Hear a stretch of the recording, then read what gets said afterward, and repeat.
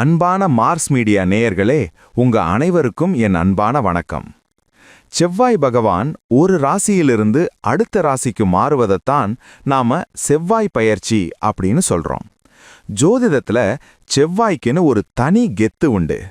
அவரை நவகிரகங்களின் தளபதி அப்படின்னு தான் எல்லாரும் கூப்பிடுவாங்க. ஏன்னா அவர்கிட்ட இருக்கிற அந்த வேகமும் துடிப்பும் வேற எந்த கிரகத்துக்கிட்டையும் பார்க்க முடியாது. நம்ம உடம்புல ஓடுற ரத்தத்துக்கும் நம்ம மனசுல இருக்கிற தைரியத்துக்கும் செவ்வாய் தான் அதிபதி. ஒருத்தர் வாழ்க்கையில எதையாவது சாதிக்கணும்னா அவருக்குள்ள அந்த வெறி இருக்கணும்ல. அந்த வெறிய தூண்டி விடுற வேலைய செவ்வாய் தான் பார்க்கறாரு. அதனால தான் இந்த பெயர்ச்சி நடக்கும்போது எல்லா ராசிக்காரங்களும் கொஞ்சம் உஷாரா கவனிப்பாங்க. பொதுவா செவ்வாய் ஒரு ராசியில 1.5 மாசம் வரைக்கும் இருப்பாரு. ஆனா சில நேரங்கள்ல அவர் வக்ரமடையும் போது, அதாவது பின்னோக்கி நடக்கிற மாதிரி தோணும்போது, ஒரே ராசியில 4 இல்லனா 5 மாசம் கூட தங்கிடுவாரு. அப்படி அவர் தங்குற காலத்துல தான் உலகத்துல நிறைய அதிரடி மாற்றங்கள் நடக்கும்னு பெரியவங்க சொல்லுவாங்க. செவ்வாய் பெயர்ச்சி ஆகிறப்போ முதல்ல நாம கவனிக்க வேண்டியது நம்ம கோபத்தை தான். செவ்வாய் நெருப்பு தத்துவம் கொண்ட கிரகம். அவர் இடம் மாறும்போது சிலருக்கு அனல் பறக்கிற மாதிரி கோபம் வரும். சின்ன விஷயத்துக்கு கூட சட்டுன்னு டென்ஷன் ஆயிடுவாங்க. ஏன் இப்படி எகிர்றாங்க அப்படின்னு மத்தவங்க யோசிக்கிற அளவுக்கு அந்த எனர்ஜி இருக்கும். அதே மாதிரி நிலம் சம்பந்தப்பட்ட விஷயங்களுக்கும் செவ்வாய் தான் பொறுப்பு. ஒருத்தர் புதுசா வீடு கட்டணும்னாலும் நிலம் வாங்கணும்னாலும் செவ்வாயோட அருள் கண்டிப்பா வேணும். அவரோட பெயர்ச்சி சாதகமாயிருந்த இழுபறியா இருந்த சொத்து விவகாரங்கள் எல்லாம் டக்குன்னு முடிவுக்கு வரும். கை நழுவி போன நிலம் கூட தேடி வரும். சகோதர சகோதரிகளுக்கு இடையில இருக்கிற உறவையும் செவ்வாய் தான் தீர்மானிக்கிறாரு. ஒரு ராசியிலிருந்து இன்னொரு ராசிக்கு அவர் மாறும்போது கூட பிறந்தவங்க கிட்ட சின்ன சின்ன மனஸ்தாபங்கள் வரலாம். இல்லனா தம்பி தங்கச்சிங்களால நமக்கு ஏதோ ஒரு வகையில ஆதாயம் கிடைக்கலாம்.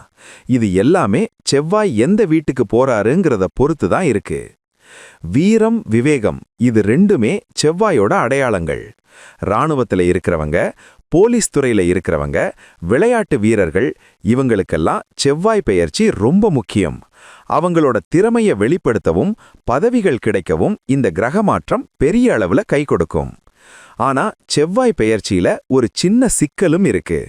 அவர் ஒரு பாப கிரகம்னு சொல்லப்படுறதால ஒரு சில இடங்கள்ல இருக்கும்போது விபத்துகள் இல்லனா அறுவை சிகிச்சை மாதிரியான விஷயங்களை கொடுக்க வாய்ப்பிருக்கு. அதனால தான் செவ்வாய் பெயர்ச்சி அப்போ வண்டி வாகனங்கள்ல போகும்போது கொஞ்சம் நிதானமா இருக்கணும்னு எச்சரிப்பாங்க. இந்த பெயர்ச்சியால 12 ராசிகளுக்கும் ஒரே மாதிரி பலன் கிடைக்காது. ஒருத்தருக்கு ராஜயோகம் கிடைக்கலாம், இன்னொருத்தருக்கு செலவுகள் எகிரலாம். ஆனா ஒன்னு மட்டும் நிச்சயம், செவ்வாய் பெயர்ச்சி நடக்கும்போது எந்த ராசிக்காரரா இருந்தாலும் சரி அவங்க வாழ்க்கையில ஒரு வேகம் பிறக்கும். மந்தமா இருந்த காரியங்கள் எல்லாம் சூடு பிடிக்க ஆரம்பிக்கும். செவ்வாய்க்கு மங்களன் அப்படின்னு ஒரு பேர் இருக்கு. அதாவது மங்களமான காரியங்களை செஞ்சு வைக்கிறவர்னு அர்த்தம். அதனால தான் திருமண பொருத்தத்துல செவ்வாய் தோஷம் இருக்கான்னு அவ்வளவு முக்கியமா பார்க்கறாங்க. அவர் பெயர்ச்சி ஆகும்போது திருமண தடையால வருத்தப்படுறவங்களுக்கு ஒரு விடிவு காலம் பிறக்க வாய்ப்பிருக்கு. பெயர்ச்சி நடக்கும்போது செவ்வாய் எந்த கிரகத்தோட சேர்றாருங்கிறதும் ரொம்ப முக்கியம். குருவோட சேர்ந்தா அது குருமங்கள யோகம்னு சொல்லுவாங்க. பயங்கரமான அதிர்ஷ்டத்தை கொடுக்கும். இதுவே ராகுவோடவோ இல்ல சனியோடவோ சேர்ந்தா கொஞ்சம் டென்ஷனான சூழல் உருவாகும். இந்த கிரக கூட்டணியை வச்சுதான் உலக அரசியல்ல கூட பெரிய மாற்றங்கள் நடக்கும். நம்ம மனசுல இருக்கிற பயத்தை போக்கி எதையும் எதிர்கொள்ற குனிச்சலை கொடுக்கிறது தான் இந்த பெயர்ச்சியோட உண்மையான நோக்கம். என்னால முடியுமா அப்படின்னு தயங்கி நின்னவங்க கூட செவ்வாய் பலமா ஒரு ராசிக்கு வரும்போது பார்த்துக்கலாம் இறங்கு அப்படின்னு களத்துல குதிப்பாங்க. அந்த தன்னம்பிக்கை தான் செவ்வாய் கொடுக்கிற பரிசு. பெயர்ச்சி பலன்கள் ஒரு பக்கம் இருந்தாலும் செவ்வாயோட கடுமையை குறைக்கவும் அவரோட அருளை முழுசா பெறவும் சில பரிகாரங்கள் சொல்லுவாங்க. குறிப்பா முருகப்பெருவானை கும்பிடுறது செவ்வாய் தோஷத்தை குறைக்கும்னு நம்பிக்கை. ஏன்னா செவ்வாய்க்கு அதிபதி முருகர் தானே. அவருக்கு ஒரு தீபம் ஏத்திட்டு காரியத்துல இறங்குனா எல்லாம் சுபமா முடியும். மொத்தத்துல இந்த செவ்வாய் பெயர்ச்சிங்கிறது வெறும் கிரக மாற்றம் மட்டும் கிடையாது. அது நம்ம ரத்த ஓட்டத்துல, நம்ம செயல்பாடுகள்ல ஒரு புது தெம்ப உண்டாக்குற ஒரு எனர்ஜி பூஸ்ட் மாதிரி. இது யார உச்சத்துக்கு கொண்டு போக போகுது, யார கொஞ்சம் பொறுமையா இருக்க சொல்ல போகுதுங்கிறது தான் இந்த கிரக மாற்றத்தோட சுவாரஸ்யமே. அதனால செவ்வாய் பெயர்ச்சிய கண்டு பயப்படாம அதை ஒரு சவாலா எடுத்துக்கிட்டு செயல்பட்டா செவ்வாய் பகவான் கண்டிப்பா வெற்றியையும் புகழையும் வாரி வழங்குவாரு. அடுத்த 1.5 மாசம் நம்ம வாழ்க்கை எப்படி இருக்க போகுதுங்கிற அந்த பயணத்தோட ஆரம்பம் தான் இந்த செவ்வாய் பெயர்ச்சி. அந்த வகையில ஒவ்வொரு ராசிக்கும் இந்த செவ்வாய் பெயர்ச்சி என்னென்ன பலன்களை தரப்போகுதுன்னு பாப்போம். அன்பான மேஷராசி நேயர்களே, வணக்கம். எல்லாரும் எப்படி இருக்கீங்க? சிறப்பா இருப்பீங்கன்னு நம்புறேன். ஏன்னா உங்க ராசிநாதன் செவ்வாய் பகவான் ஒரு அற்புதமான இடமாற்றத்தை செய்ய போறார். இன்னைக்கு நாம பார்க்க போறது 2026ஆம் ஆண்டு பிப்ரவரி மாதம் 23ஆம் தேதி நடக்கக்கூடிய செவ்வாய் பெயர்ச்சி பலன்கள். செவ்வாய் பகவான் இதுவரைக்கும் மகர ராசியில உச்சம் பெற்று ரொம்ப வலுவா இருந்தாரு. இப்போ அவர் அங்கிருந்து கிளம்பி கும்ப ராசிக்கு போறாரு. இது உங்களுக்கு எப்படிப்பட்ட மாற்றத்தை தரப்போகுது? வாங்க விரிவா பேசலாம். மேஷ ராசிக்கு அதிபதியே இந்த செவ்வாய் பகவான் தான். உங்க வீட்டு எஜமானர்னு சொல்லலாம். அவர் மகர ராசியில 10ல இருந்தது தொழில் ரீதியா பெரிய வளர்ச்சியை கொடுத்திருக்கோம்.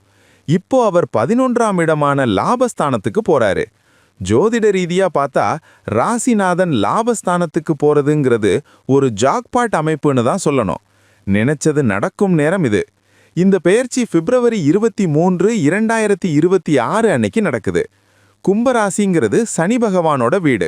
சனி பகவானும் செவ்வாயும் ஒன்றுக்கொன்று கொஞ்சம் முரண்பட்ட கிரகங்கள் தான். ஆனால் லாபஸ்தானத்துல செவ்வாய் நிற்கிறது தோஷத்தை தராது, யோகத்தை தான் தரும். உங்க ராசிக்கு 1, 8 ஆகிய இடங்களுக்கு உடையவர் செவ்வாய். அவர் 11ல் அமர்வதுங்கிறது உங்களுடைய நீண்ட நாள் ஆசைகள் நிறைவேறுறதுக்கான ஒரு கிரீன் சிக்னல். இதுவரைக்கும் தடையாயிருந்த விஷயங்கள் எல்லாம் இனிமேல விலக ஆரம்பிக்கும். உடல் ஆரோக்கியத்தை பத்தி முதல்ல பார்ப்போம். ராசிநாதன் லாபத்துல இருக்கிறதால உடம்புல புது தெம்பு பிறக்கும். இதுவரைக்கும் இருந்த சோர்வு, களைப்பு எல்லாம் போயே போச்சு. முகம் நல்ல பொலிவா மாறும். நாள்பட்ட நோயினால அவதிப்பட்டுக்கிட்டு இருந்தவங்களுக்கு இப்போ ஒரு நல்ல தீர்வு கிடைக்கும். மருந்து மாத்திரைகள் நல்லா வேலை செய்ய ஆரம்பிக்கும். ஆபரேஷன் வரைக்கும் போக வேண்டிய நிலைமை இருந்தா கூட அது இப்போ சாதகமா முடியும். அடுத்ததா குடும்ப விஷயம். குடும்பத்துல இதுவரைக்கும் சின்ன சின்ன சண்டை சச்சரவுகள் இருந்திருக்கலாம். ஆனா இப்போ செவ்வாய் பெயர்ச்சியால குடும்பத்துல மகிழ்ச்சி பொங்கும். குறிப்பா சகோதர சகோதரிகளோட உறவு மேம்படும். செவ்வாய் தான் சகோதரக்காரகன். அவர் லாப இடத்துக்கு வரும்போது உங்க தம்பி தங்கைகள் மூலமா உங்களுக்கு ஆதாயம் கிடைக்கும். அவங்க வாழ்க்கையிலையும் ஒரு நல்ல முன்னேற்றம் இருக்கும். பாகப்பிரிவினை சம்பந்தமா ஏதாவது பிரச்சனை இருந்தா அது சுமூகமா முடியும். திருமணம் ஆகாத மேஷராசி நேயர்களுக்கு இது ஒரு பொன்னான காலம். வரன் தேடிக்கிட்டு இருந்தீங்கன்னா இப்போ மனசுக்கு பிடிச்ச மாதிரி வாழ்க்கை துணை அமையறதுக்கான வாய்ப்புகள் பிரகாசமா இருக்கு. கணவன் மனைவிக்குள்ள இருந்த ஈகோ பிரச்சனைகள் குறையும். 2 பேரும் ஒருத்தர் புரிஞ்சுகிட்டு வாழ்வீங்க. விட்டு கொடுத்து போற மனப்பான்மை வரும். இதனால வீட்ல நிம்மதி இருக்கும்.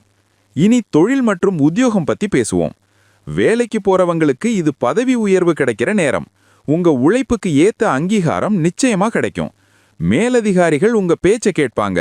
நீங்க ரொம்ப நாளா எதிர்பார்த்துக்கிட்டு இருந்த இடமாற்றம் அல்லது டிரான்ஸ்ஃபர் இப்போ கிடைக்க வாய்ப்பு இருக்கு. அதுவும் உங்களுக்கு பிடிச்ச இடத்துக்கே கிடைக்கிறது தான் விசேஷம். சம்பள உயர்வும் மனசுக்கு திருப்தியா இருக்கும். தொழில் பண்றவங்களுக்கு இது அமோகமான நேரம். போட்டிகள் குறையும். உங்க கூட போட்டி போட்டவங்கள்லாம் இப்போ ஒதுங்கி போயிருவாங்க. புதுசா ஆர்டர்கள் குவியும்.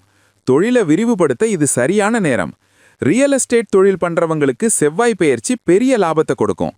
ஏன்னா செவ்வாய் பூமிக்காரகன்.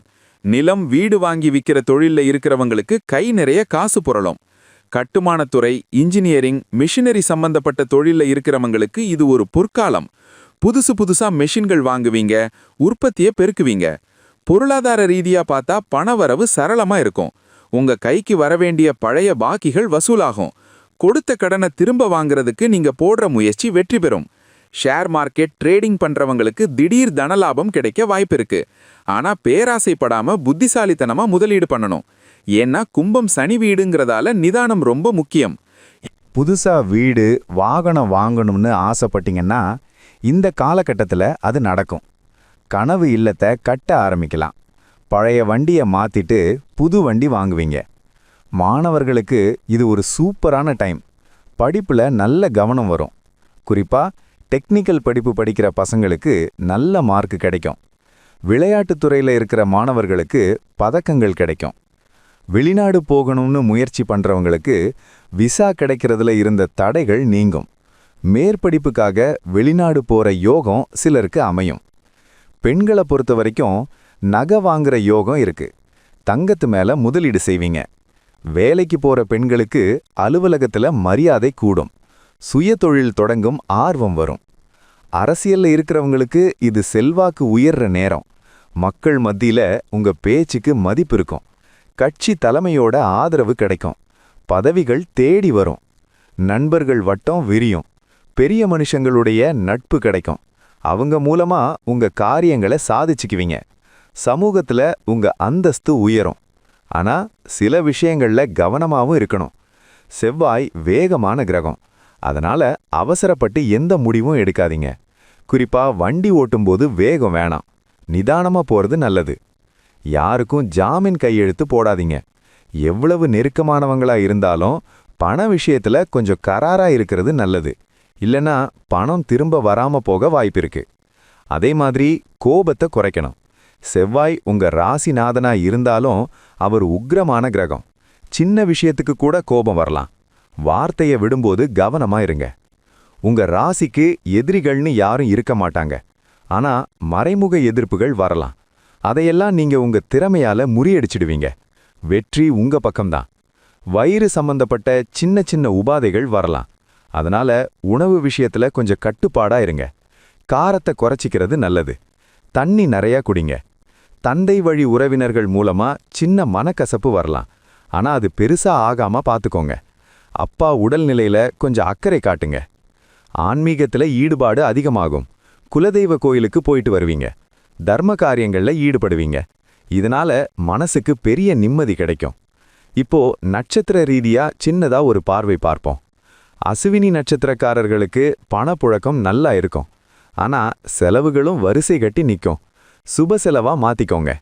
பரணி நட்சத்திரக்காரர்களுக்கு தொழில்ல நல்ல வளர்ச்சி இருக்கும். புது முயற்சிகள் எல்லாமே வெற்றி அடையும். வெளிநாட்டு தொடர்புகள் ஆதாயம் தரும். கார்த்திகை 1 பாதம் நட்சத்திரக்காரர்களுக்கு பதவி உயர்வு, இடமாற்றம் கிடைக்க வாய்ப்பிருக்கு. அரசு வழியில நன்மைகள் நடக்கும். அரசாங்கத்துல எதிர்பார்த்த உதவிகள் கிடைக்கும். மொத்தத்துல இந்த செவ்வாய் பெயர்ச்சி மேஷ ராசிக்கு ஒரு மிகப்பெரிய வரப்பிரசாதம். உங்க ராசிநாதன் லாபஸ்தானத்துக்கு போறது தொட்டதெல்லாம் துலங்கும் காலம். இப்போ பரிகாரங்களை பார்ப்போம். செவ்வாய்க்கு உரிய தெய்வம் முருகப்பெருமான். செவ்வாய்க்கிழமை தோறும் முருகனை வழிபடணும். கந்த சஷ்டி கவசம் படிக்கிறது ரொம்ப விசேஷம். முடிஞ்சா செவ்வாய்க்கிழமை அன்னைக்கு துவரை தானம் பண்ணுங்க. இது செவ்வாயோட அருளை முழுசா பெற்றுத்தரும். சிவப்பு நிற மலர்களை கொண்டு முருகனுக்கு அர்ச்சனை செய்யறது நல்லது. இரத்த தானம் செய்யறது மேஷ ராசிக்கு மிகப்பெரிய பரிகாரம். உடம்பு ஆரோக்கியம் நல்லா இருக்கிறவங்க வருஷத்துக்கு ஒரு தடவையாவது இரத்த தானம் செஞ்சா விபத்துகள், இரத்த காயங்கள் வராமல் தடுக்கலாம். வைத்தீஸ்வரன் கோயில் போயிட்டு வரலாம். அங்க இருக்கிற செல்வ முத்துக்குமார சுவாமிய தரிசனம் செஞ்சா தீராத நோயும் தீரும், தீராத கடனும் தீரும். ஆகவே நேயர்களே, இந்த செவ்வாய் பெயர்ச்சியை பயனுள்ளதா மாத்திக்கோங்க. தன்னம்பிக்கையோட செயல்படுங்க. வெற்றி நிச்சயம் உங்களுக்கே. இதே போன்று மீண்டும் ஒரு பதிவில் சந்திப்போம். நன்றி, வணக்கம். இந்த சேனல் உங்களுக்கு பிடிச்சிருந்தா மறக்காம சப்ஸ்கிரைப் பண்ணுங்க, ஷேர் பண்ணுங்க, லைக் பண்ணுங்க, கமெண்ட் பண்ணுங்க.